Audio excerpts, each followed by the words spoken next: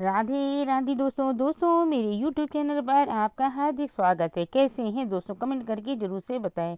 आशा करती हूँ स्वस्थ और मस्त होंगे। जैसे कि मैं हर बार हर वीडियो में बताती हूँ कि 2023 में पुरुषोत्तम मास पड़ रहा है, वो भी सावन के महीने में। इस पुरुषोत्तम मास में या जो भी पुरुषोत्तम मास आगे आएंगे तो सब में पुरुषोत्तम मास की बहुत बड़ी महिमा है।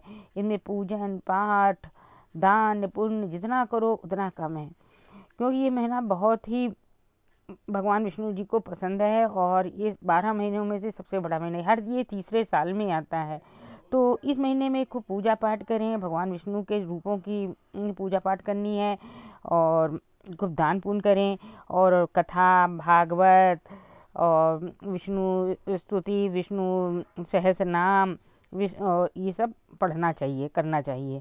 तो इसकी पुरुषोत्तम मास की भी कथा है। ये जो कथा मैं डाल रही है पुरुषोत्तम मास की ही है और हर दिन की कथा है। मतलब पहला दिन पुरुषोत्तम मास का जब होगा तो पहले दिन की कथा है। इस तरह ये 31 कथाएं हैं, 31 दिन की, तो इनको जरूर से सुनिएगा। तो आज मैं 30वां अध्याय बता रही हूँ और एक आखिरी और रह गया 31। तो आपसे रिक्वेस्ट है कि आप मेरी YouTube चैनल पर जरूर से इन कथाओं को सुनिएगा। तो चलिए हम स्टार्ट करते हैं 30वां अध्याय। स्तुता पतिव्रता नारी तव्या पूर्वम तपोनिधे तलक्षणानि सर्वाणि समासेन वदस्सु में। नारद जी बोले, हे तपस्वियों में श्रेष्ठ, आपने पहले पतिव्रता महिलाओं की प्रशंसा की है, कृपया आप उन पतिव्रता नारियों के समस्त लक्षणों को अब संक्षेप से मुझे बताइए। सूत जी ने कहा, हे पृथ्वी के देवता ब्राह्मण लोग, जब नारद मुनि ने इस प्रकार पूछा तब स्वयं पुरातन मुनि बद्री नारायण ने पतिव्रता ललनाओं के समस्त लक्षणों को बतलाया। श्री नारायण बोले, हे नारद सुनिए, मैं पतिव्रताओं के उत्तम व्रत को कह रहा हूँ। पति कुरूप हो, कुत्सित आचरण वाला हो अथवा सुंदर स्वभाव वाला हो अथवा रोग से पीड़ित हो, पिशाच हो, क्रोधी हो, शराब पीने वाला हो, वृद्ध हो, अकुशल हो, गूंगा हो, अंधा हो, बहिरा हो, रुद्र रूप हो, दरिद्र हो, कंजूस हो, निंदित हो, दीन हो, छलिया हो, व्याभिचारी हो। साध्वी नारी का कर्तव्य है कि मनसा वाचा कर्मणा पति को देवता के समान निरंतर पूजन करती रहे, कभी भी पति के प्रतिकूल कर्म न करे। किशोरी हो, युवती हो अथवा वृद्धा हो, नारी स्वतंत्रता पूर्वक घर में कोई कार्य न करे। अहंकार काम और क्रोध का सदा परित्याग कर पति के मन को सर्वदा आनंदित करती रहे और किसी दूसरे पर पुरुष के चित्त को कभी भी प्रसन्न न करे। जो नारी पर पुरुष से तिरछी चितवन से देखी जाने पर, लच्छेदार बातों से भुलावा देने पर अथवा भीड़ भाड़ मेला तमाशा में धक्का मुक्की में भी स्पर्श होने पर विकार को प्राप्त नहीं होती है, वह नारी महिलाओं के शरीर में जितने रोए होते हैं उतने 1000 वर्ष तक स्वर्ग लोक में निवास करती है।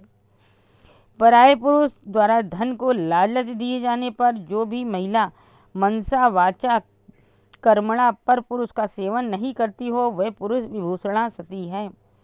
कुटनी के चापलूसी करने पर भी, जबरदस्ती घेराव करने पर भी, कपड़ा गहना का अंबार लगा देने पर भी जो नारी नर पुरुषों का सेवन नहीं करती वही तो वस्तुतः सती है। जो पर पुरुष द्वारा देखी जाने पर भी उसकी ओर आंख उठाकर नहीं देखती, हंसी की बात करने पर भी खिलखिलाकर हंसती नहीं है, आवाजा कसी किए जाने पर भी बोलती नहीं है, वही उच्च लक्षण वाली साध्वी महिला है। सौंदर्य और यौवन से परिपूर्ण होने पर, नृत्य गीत में पारंगत होने पर, अपने समान रूपवान और युवावस्था वाले नाचने गाने में कुशल युवक को देखकर जिसके चित्त में विकार नहीं आता वही सती ललना है। सलोना स्वरूप जवानी से भरपूर, मन लुभावने मदमाती नवेलियों के रिझाने वाले नवयुवकों के मिलने पर भी जिसका चित्त डावाडोल नहीं होता वह नारी महासती कही गई है। पतिव्रता ललनाओं को पति के अतिरिक्त अन्य देवता मनुष्य गंधर्व भी प्रिय नहीं होते, इसलिए पत्नी का कर्तव्य है कि अपने पति का कभी भी अप्रिय न करे। जो पति के भोजन कर चुकने पर भोजन करती है पति के दुखी होने पर दुखित होती है, प्रसन्न होने पर अत्यंत प्रमोदित होती है। परदेश जाने पर प्रवास काल में बिना धुले साधारण वस्त्र पहनती है। पति के सो जाने पर शयन करती है। पति के उठने से पूर्व उठ जाती है। पति के परलोक गमन करने पर अग्नि में प्रवेश कर जाती है। अपने चित्त में पर पुरुष को की कामना नहीं करती है, वही पतिव्रता नारी है। सास ससुर के प्रति भक्ति भाव रखे और पति के प्रति विशेष रूप से श्रद्धा भक्ति रखे। धार्मिक कृत्य के अनुसार में अनुकूल रहे। आर्थिक योजना के निमित्त धन संचय करे। घर की झाड़ू बुहारी शिक्षा आदि गृहस्थ्य योजना की पूर्ति के निमित्त प्रतिदिन लगी रहे। खेत से जंगल से अथवा गांव से पति के घर पर आने पर पत्नी स्वयं उठकर आसन और जल देकर पीड़ा पानी से पति का अभिनंदन करे। प्रतिदिन प्रसन्न मुख रहे। समय पर भोजन की व्यवस्था करे और भोजन करते समय कभी भी अप्रिय अमंगल अथवा कड़वी बात ना कहे। गृहिणी भार्या को आसन देने, भोजन देने, दान करने, सम्मान करने, मधुर बातें करने में सदा तत्पर रहना चाहिए। घरेलू खर्च के निमित्त स्वामी ने जो द्रव्य प्रदान किया हो उससे घर के सब खर्च को पूरा करके उसमें से अपनी बुद्धि के अनुसार कुछ बचा लेना चाहिए। दान के निमित्त दिए हुए द्रव्य में से लालचवश अपने पास ना रखें। पति की आज्ञा के बिना उसकी आंख बचाकर अपने भाई बंधुओं को धन नहीं देवें। दूसरे व्यक्ति के साथ संलाप संतुष्ट न रहना। घर पर पुरुष के आहार विहार व्यापार की कथा वार्ता अत्यंत ठट्टा मारकर हंसना, अत्यंत नाक भौं सिकोड़ना, गुस्से से भरी रहना। पतिव्रता नारी को चाहिए कि इन सब बातों से दूर रहे। पति जिस वस्तु का सेवन नहीं करता, जिस वस्तु का भोजन नहीं करता, उन सब वस्तुओं को पतिव्रता पत्नी छोड़ देती है। पतिव्रता पत्नी का कर्तव्य है कि पति की प्रसन्नता के लिए तेल लगावें, स्नान करें, शरीर में उपटन लगावें, दांतों में मिश्री लगावें। हे नारद मुनि, त्रेता युग से नारियों का प्रतिमास रजो दर्शन होता चला आया है। उस दिन से 3 दिन को छोड़कर वह घरेलू काम काज के लिए शुद्ध होती है।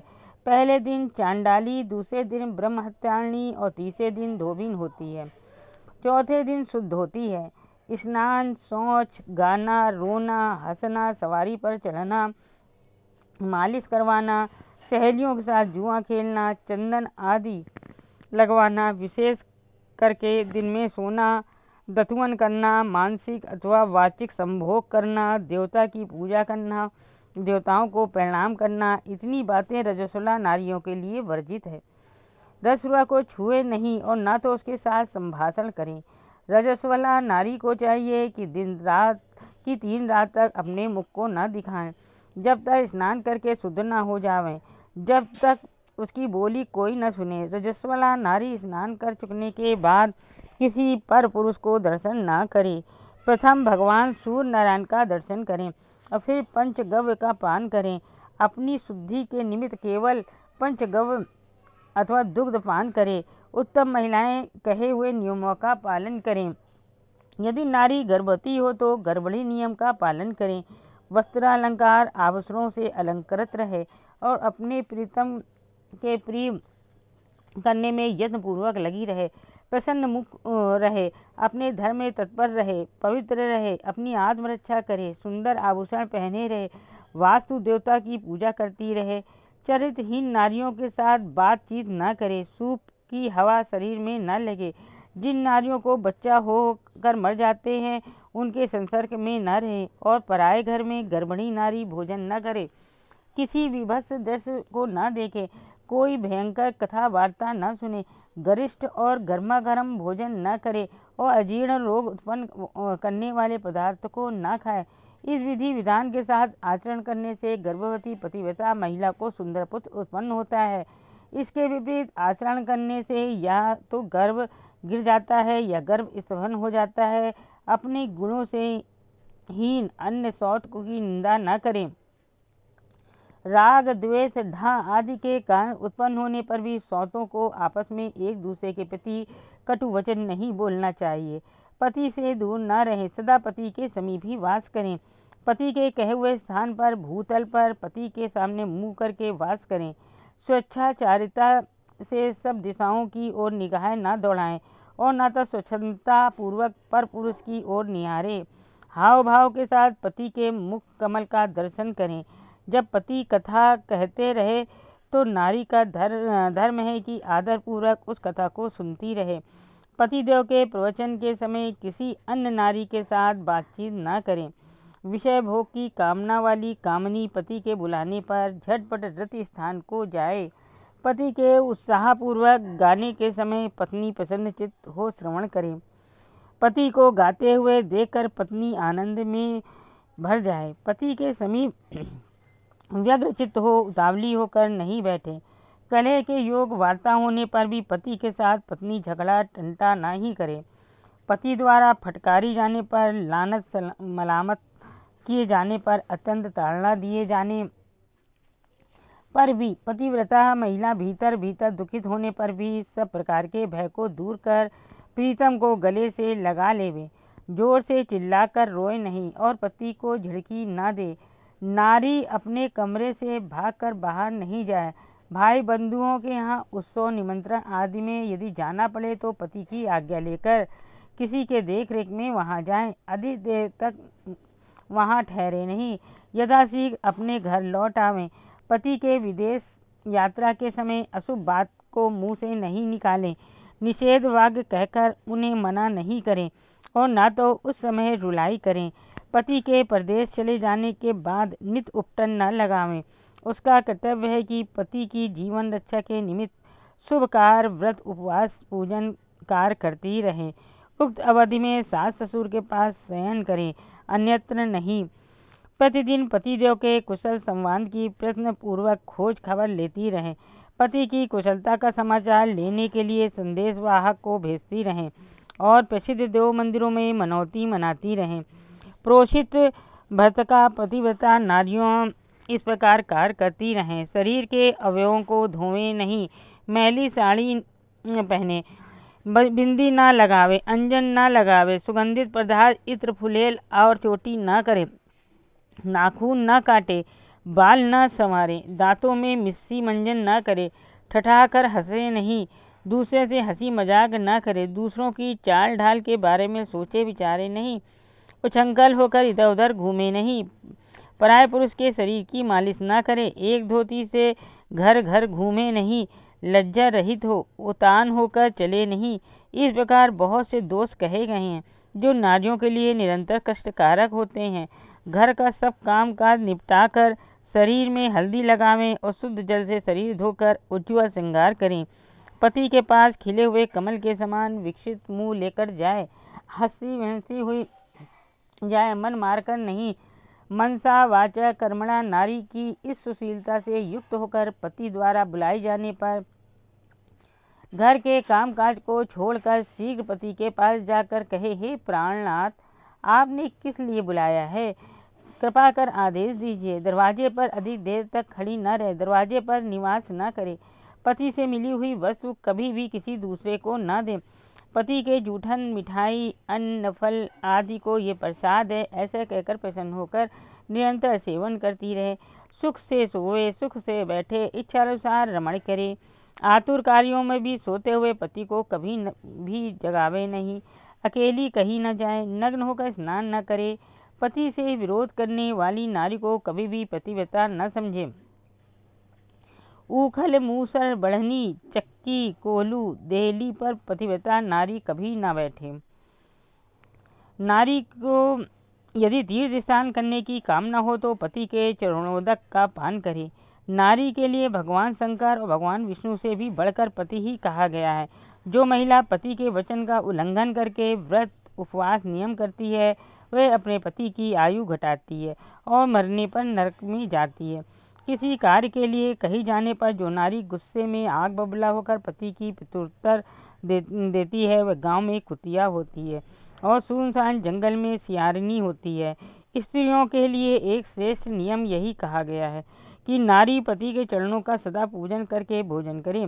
जो नारी पति का परित्याग करके अकेले मिठाई खाती है वह पेड़ के खोखले में सोने वाली बदसूरत मादा उल्लू होती है। जो स्त्री पति का संग छोड़कर अकेली एकांत में फिरती रहती है वह गांव में मादा सुअर होती है या अपनी विष्ठा को खाने वाली गौ होती है।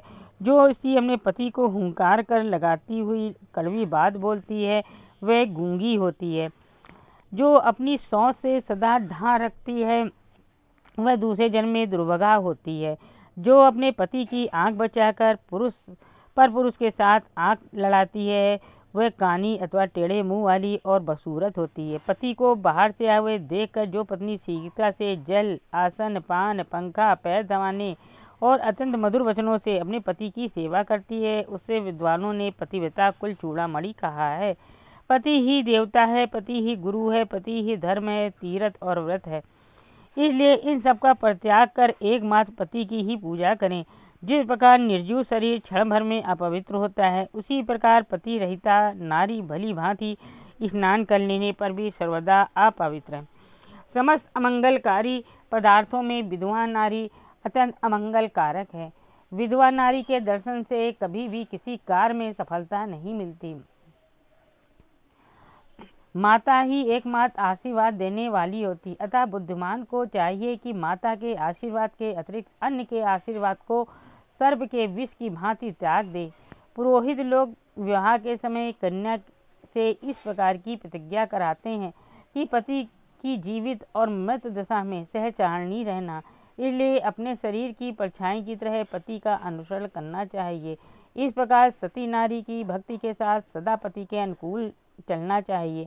जिस प्रकार सांप पकड़ने वाला बिल में से जबरदस्ती सांप को निकाल लेता है उसी प्रकार सती नारी यमदूते से छुड़ाकर अपने पति को स्वर्ग ले जाती हैं।